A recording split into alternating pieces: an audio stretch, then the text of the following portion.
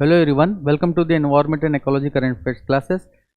This week we will be seeing three topics, that is India's Plastic Waste Management Rules 2026 जो कि अभी अप्रैल 1 से लागू हुए हैं. Then the second topic is the recent report regarding or the science or reason behind the birds migratory patterns, है ना. Then the third topic is the recent CAG report about disappearing of lakes in Jammu and Kashmir. ठीक है, these three topics are very important with respect to both prelims as well as mains.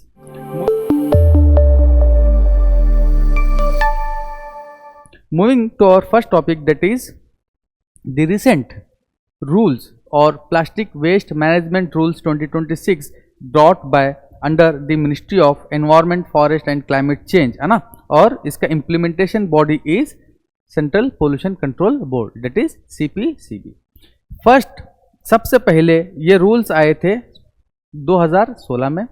There after this rules were amended many times in 2018, 2021, 22, 25 and most recently in 2026, है ना. Now there are 3 or 4 concepts that are brought under these rules, that is about the EPR, extended producer responsibility. Second one is traceability, कि हम इसको कैसे पता करेंगे कि कहाँ से ओरिजिनेट हुआ, कहाँ पे किसके थ्रू ये गया, total manufacturing to end use तक ट्रेसिबिलिटी होगी. देन सिंगल यूज प्लास्टिक्स को बैन करना, है ना. लास्ट वीक भी हम इस टॉपिक पे बात किए थे, रिसेंटली ये रूल्स आ चुके हैं. तो ये एक्सटेंडेड प्रोड्यूसर रेस्पॉन्सिबिलिटी होती क्या है? एक्सटेंडेड इन सिंपल मीनिंग, है ना, एनी कंपनी, मैन्युफैक्चरर्स और इंपोर्टर्स और एनीवन और any hotel, any shopkeeper using the plastic और its packaging is responsible both legally as well as financially for collecting and recycling the plastics after consumers throw it away, है ना. मतलब जो भी plastic को use कर रहा है, मैन्युफैक्चर कर रहा है, वो उसकी रेस्पॉन्सिबिलिटी होगी कि जो एंड प्लास्टिक का वेस्ट जो है उसको रिसाइकल किया जाए. This is extended producer responsibility. और रिसेंटली 2025 में there are new rules were brought regarding the traceability, मतलब कैसे ट्रेस किया जाए. The major problem faced with respect to implementing of EPR was traceability.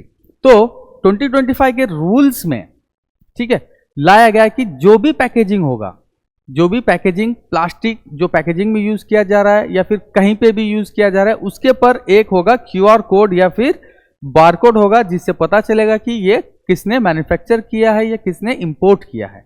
तो इससे जो ट्रेसिबिलिटी वाला जो या फिर जो अकाउंटेबिलिटी सेट करने वाला पार्ट था, इससे फुलफिल हुआ. ठीक है, तो उसमें क्या होगा, जो बारकोड होगा, then any restaurants, any shops और any of the establishment, e-commerce firm using more than 10,000 plastic bags a month or 5,000 single use plastic bags in a month need to register itself on the CPCB website and it should show कि वो कैसे उस waste को recycle किया है और reduce किया है. उसके साथ साथ सिंगल यूज प्लास्टिक को कंप्लीटली बैन कर चुका है इंडिया, बट इसमें भी कुछ microns, it should be more than 120 microns होना चाहिए, तभी वो आप यूज कर सकते हैं. अगर से उससे कम है उसका साइज उसका, तो वो बैंड है इंडिया में. बट उसके इम्प्लीमेंटेशन में इश्यूज हैं जो कि हम ऑलरेडी लास्ट वीक में देख चुके हैं. तो रिसेंटली जो 2026 में रूल्स आए हैं उसमें कुछ इश्यूज हैं, कुछ लूप होल्स हैं, है ना. जो EPR को है प्रोग्रेसिव कर चुका है. नॉट 100% उनकी रेस्पॉन्सिबिलिटी पहले थी, लेकिन अब जो है वो प्रोग्रेसिवली उनको इंप्लीमेंट करना है. नेक्स्ट ईयर 26-27 तक they should recycle around 30 to 40% of the plastic generated and there after they have to step up to 60 to 70% by 2028-2029. उसके साथ साथ now the new rules include regarding the rigid plastic, है ना, regarding the rigid plastic, जिसमें there should be at least 30 to 40% of recycled content in the rigid plastic.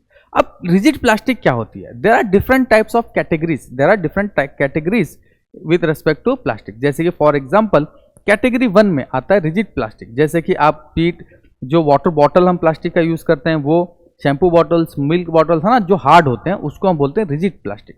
उसके regarding rules ये है कि एटलीस्ट 30 to 40% जो उनका कंटेंट होना चाहिए वो रिसाइकल्ड होना चाहिए। क्या होना चाहिए? रिसाइकल्ड होना चाहिए। उसके साथ साथ उसमें आता है कैटेगरी 2। कैटेगरी 2 होता है, उसको हम बोलते हैं फ्लेक्सिबल प्लास्टिक और सिंगल लेयर प्लास्टिक। अब ये क्या होता है? जैसे ग्रोसरी बैग है ना, पैकेट्स जो होते हैं, स्नैक्स पैकेट वगैरह जो होता है उसको, ठीक है, उसको है। एंड देन थर्ड कैटेगरी आती है मल्टी लेयर प्लास्टिक, और which is very hard. Basically आप अगर से देखेंगे ये फूड कंपनीज और ब्यूरेज कंपनीज में यूज किया जाता है फॉर पैकेजिंग। जैसे कि फ्रूटी माजा का जो टेट्रा पैक आता है उसमें वो मल्टी लेयर प्लास्टिक होती है ना। पहले ऊपर का एक अलग लेयर रहेगा, फिर उसके अंदर अलग लेयर रहेगा, उसके अंदर अलग लेयर रहेगा, टू प्रिवेंट कंटेमिनेशन और वगैरह के लिए उसको यूज करते हैं। And it is very difficult to recycle. ये भी एक लूप होल है।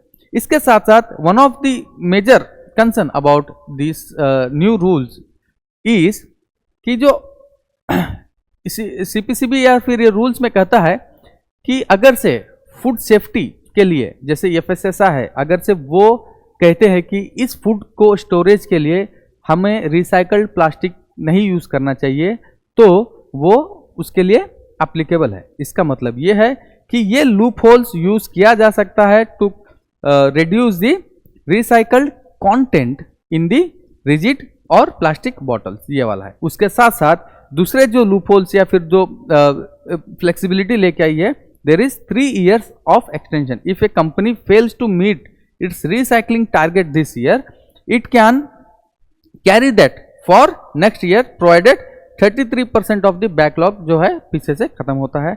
उसके साथ साथ एक सबसे बड़ा एक इशू राइज किए हैं अबाउट बाइंग सर्टिफिकेट।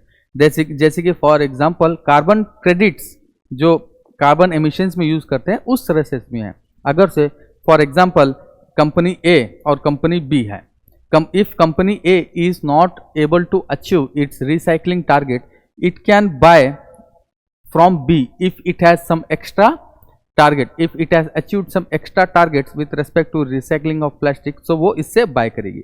तो ये क्या है? अपनी रेस्पॉन्सिबिलिटी, अपनी अकाउंटेबिलिटी दूसरे पे डाल रहे हैं। तो this is the major issue. And मैंने अभी जैसे बता दिया, फूड सेफ्टी का भी एक लूपहोल है जो एफएसएसआई पे कहने के ऊपर उसको हम इग्नोर कर सकते हैं प्लास्टिक में।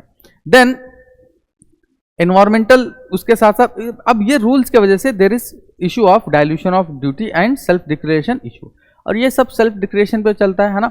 बारकोड, क्यूआर कोड हमने ये किया है, इतने साल में हमने इस साल इतने टन्स ऑफ प्लास्टिक्स को यूज किया, ये सब सेल्फ डिक्लेरेशन पे है। There is no proper accountability और इम्प्लीमेंटिंग ओवरसाइट और regulatory oversight over this plastic industry, and this is becoming very challenging.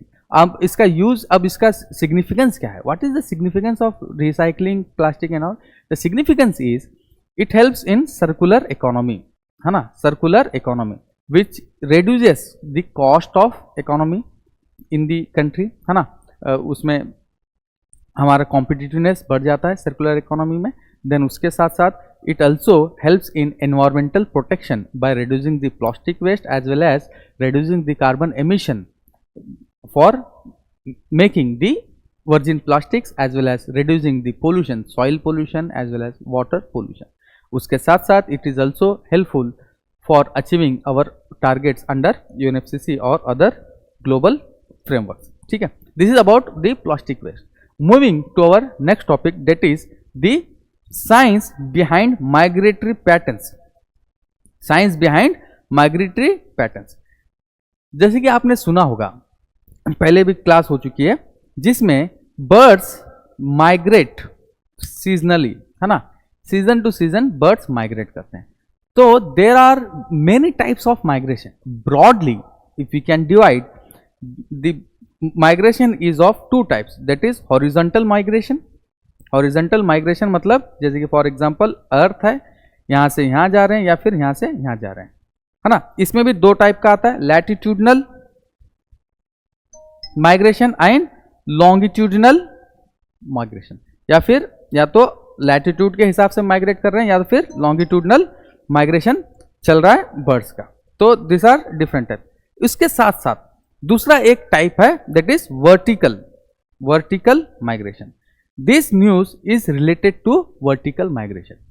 Vertical migration मतलब अल्टीट्यूडनल माइग्रेशन, जैसे कि from higher height to the lower heights, ये vertical migration है ना, जैसे कि पहाड़ से नीचे आना और ऊपर जाना। This is also a kind of migration that birds take. ठीक है, अब इसमें एक रिपोर्ट आई, जो माइग्रेशन है माउंटेन्स के टॉप से नीचे वैलीज में आना, पहले समझा जाता था, पहले ये सोचा जाता था कि ये शायद टेम्परेचर के वजह से है, to protect themselves from the zero और फ्रीजिंग टेम्परेचर्स। ठीक है, क्योंकि विंटर्स में जो है माउंटेन्स में बहुत ज़्यादा बर्फ वगैरह होती है, तो वो उसके लिए शायद आते थे। अब वो एक न्यू रिसर्च आई है ना, IISc बेंगलोर की ये रिसर्च है, उसमें कहा जाता है this migration is not only because of temperature but also because of the food और टू हार्वेस्ट और एफिशिएंट यूटिलाइजेशन ऑफ एनर्जी और फूड। क्योंकि फूड जो है विंटर मंथ्स में जो हायर हाइट्स होते हैं वहां पे, जैसे कि फ्लाइज वगैरह इंसेक्ट्स जब नहीं मिलते हैं, तो few birds like Himalayan black bulbul जो होती है, it flies down to the valley जहां पे इंसेक्ट्स होते हैं, वो उनके फॉर फूड फॉर फोरेजिंग वो नीचे आती है, not only for temperature. This is the news. Now इसका इम्प्लीकेशंस क्या है, व्हाट आर द इम्प्लीकेशंस, है ना। There is squeeze effect because of global warming. अब हो क्या रहा है, ग्लोबल वार्मिंग की वजह से the overall temperatures are rising. जो टेम्परेचर पहले यहां पे हुआ करते थे, नाउ दे आर कमिंग। ठीक है, मतलब जो टेम्परेचर अगर से यहाँ पे 20 डिग्री सेल्सियस, यहाँ 10 डिग्री रहता था, now 20 degree Celsius is moving up. ठीक है, इसके वजह से जो इनका वर्टिकल माइग्रेटरी बर्ड्स पे क्या हो रहा है, एक उनका इंपैक्ट, नेगेटिव इंपैक्ट हो रहा है, बिकॉज उनके माइग्रेटरी पैटर्न्स पे चेंजेस आ रहे हैं और उसके वजह से उनके बिहेवियर चेंजेस आते हैं। जैसे कि फॉर एग्जांपल फोरेजिंग में चेंज अगर से आ रहा है, तो उनका जो ब्रीडिंग में भी चेंजेस आ रहे हैं, उसके वजह से we can lose them altogether, we can lose those birds altogether. So preventing global warming or reducing the overall increase in temperature is necessary not only for ecosystem but also for birds, not only those who are migrating horizontal but also as well as vertical migratory birds. ये एक इसका implications है, बहुत important है। The third news is about the disappearing lakes in Jammu and Kashmir. This report is been given by CAG। ठीक है, उसके साथ साथ there are some environmental groups who have highlighted the disappearing of lakes in Kashmir. Now Kashmir Valley, both Jammu and Kashmir have large number of lakes, and there is report that almost 74% of the lake in the region have been completely vanished or severely shrinked. That is, out of 697, 315 are entirely dead. And this disappearing of lakes is not one-off event only in Jammu and Kashmir, but ये चीज़ आपको हर एक major city and major states में देखने मिलेगी। कुछ 2-3 साल पहले एक रिपोर्ट आई थी, that is also from the IISc Bangalore की, almost 70% of the lakes in Bangalore, जो कि सिटी ऑफ लेक्स कहा जाता है, they have disappeared, leading to multiple challenges, multiple issues in the city. तो हम coming to this drying of lakes in Kashmir. Kashmir में बहुत सारे लेक्स हैं, जैसे कि फेमस लेक्स हैं श्रीनगर में दल लेक, वुलर लेक। ठीक है, हम सिर्फ टूरिज्म के रिलेटेड फेमस लेक्स को हम जानते हैं, बट इसके अलावा there are many more important lakes which are not accounted at all. जैसे कि फॉर एग्जाम्पल, है ना, तो उसके वजह से क्या हो रहा है, there is it is leading to encroachment in the bed of lakes. ठीक है, जब लेक्स सूख जाते हैं तो जो उनकी बेड बच जाती है, एम्प्टी बेड, उसके पर एंक्रोचमेंट करके वहां पे आप बना रहे हैं घर। तो वो हो रहा है यहाँ पे वैनिश हो रहा है। तो इसके वजह से द इम्प्लीकेशन इज जो 2015 में जो कश्मीर फ्लड्स का जो रीजन माना गया है, it is attributed to this vanishing of lakes. उसके साथ साथ similarly this is happening all over India, है ना, not only in Kashmir but in Bangalore. Bangalore में हर साल क्या हो रहा है, फ्लडिंग, ठीक है, अर्बन फ्लड एक नॉर्मल फिनोमेना हो गया है, अर्बन फ्लडिंग। अब बेंगलोर का भी यही है, आउट ऑफ जैसे कि फॉर एग्जांपल जितने लेक थे उसमें 70 to 80% lakes have been depleted, या तो फिर वो वैनिश हो चुके हैं या तो फिर उनका साइज बहुत कम हो चुका है ना।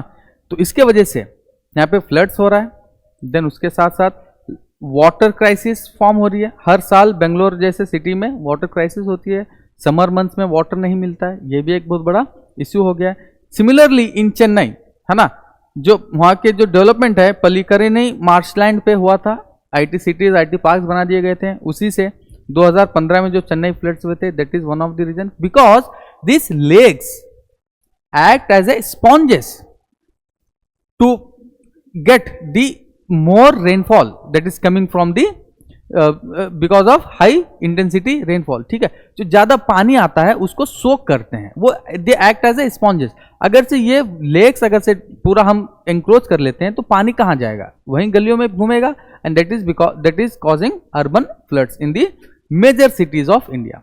Not only in this major cities but we can also see in the state of Assam, that is Guwahati, ठीक है, वहां पे एक दीपोर बिल है which is a wetland. It is shrinking fast because of dumping of garbage in this to its vicinity. ये भी एक सबसे now what should be done? What should be done?